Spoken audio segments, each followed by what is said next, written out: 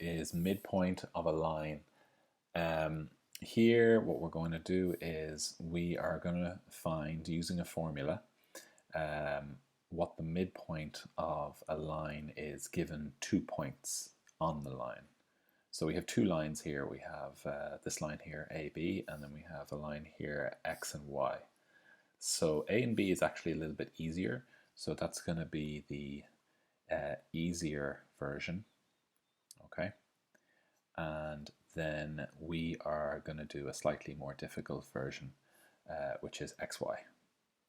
So the formula for midpoint is x1 plus x2 divided by 2, comma, y1 plus y2 divided by 2, close brackets.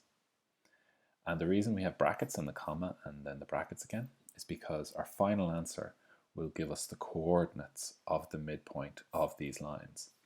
So if we look at A and B, first thing we have to do is we have to write down what the coordinates of A are and the coordinates of B are.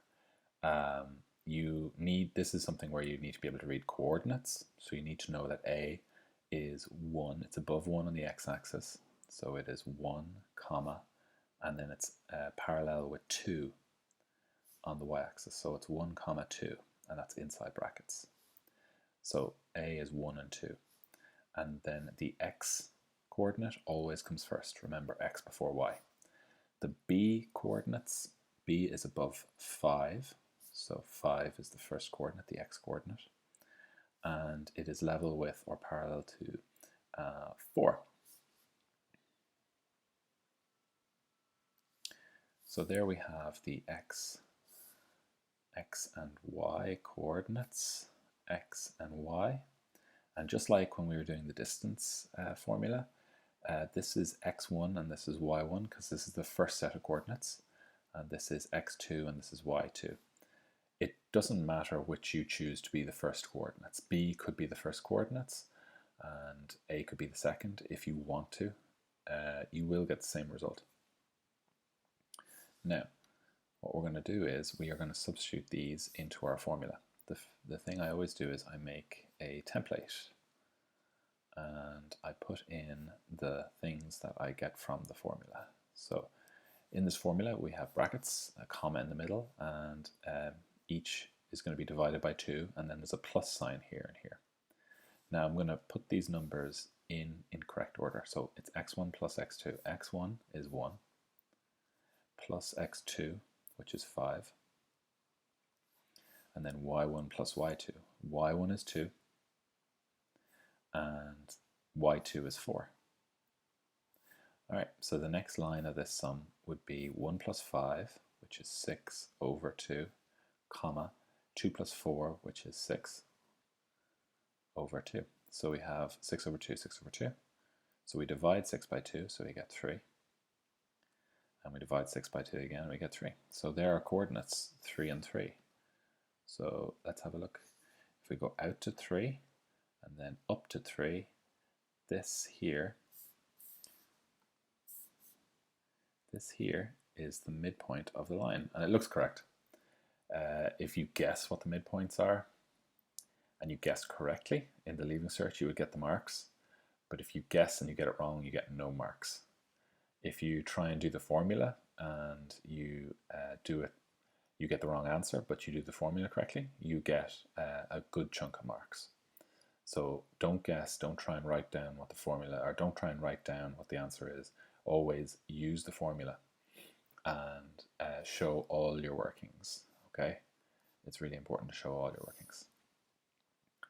So this one here, we are looking at what is the midpoint of the line x and y. So we'll write down our formula again. x1 plus x2 divided by 2, comma, y1 plus y2 divided by 2, comma. So x and y. Let's write down our coordinates for x and y. So x is at minus 6 on the x-axis, minus 6. And the y-axis, it is at minus 2. So that is x. That's the coordinates for x. And now the coordinates for y. It's at 2 on the x-axis. So it's just below 2 on the x-axis, and it's level with minus 6 on the y-axis. And just like before, we are going to put it in x, y above, x, y, and this is the first set of x and y's, and this is the second set. Now we just need to put this into the formula, and there's a reason why this is a little bit more difficult, and you'll see now. So I'm going to put together my template as I just did before. Okay, so it's x1 plus x2. So x1, what's x1? Minus 6. Now, x2 is 2, that's fine, put that in. And here we are at y1 plus y2. y1 is minus 2 plus y2. Now, y2 is minus 6. When you're putting a minus number into a formula in coordinate geometry, get in the habit of putting it inside of a bracket, because you will have to account for the change in sign depending on what the sign is. So in this formula, we can see that the sign is a plus and a minus. Okay, the plus comes from the formula, and the minus 6 is the coordinate that we've put in. Now we can assume that this plus is being multiplied by this minus. When you have a plus multiplied by a minus, you end up with a minus. So the next line here, I'll just put the comma, I'll deal with this one on the right first. The next line here would be minus 2 minus 6, because a plus by a minus is a minus, and that's over 2. And over here we have minus 6 plus 2. That would be minus 4. Think of the number line. Now, the next one, minus 4 divided by 2 is minus 2. And then we have minus 2 minus 6, so that would be minus 8. And minus 8 divided by 2 is minus 4. So let's have a look and see where that would be. So minus 2 minus 4, minus 2 on the x-axis and minus 4 on the y-axis. I'd be pretty happy with that being the midpoint there. I'll just make a big dot. So that is the midpoint, and that is the answer for the second one. And the reason it's more difficult is because of the minus numbers, which you have to be careful of.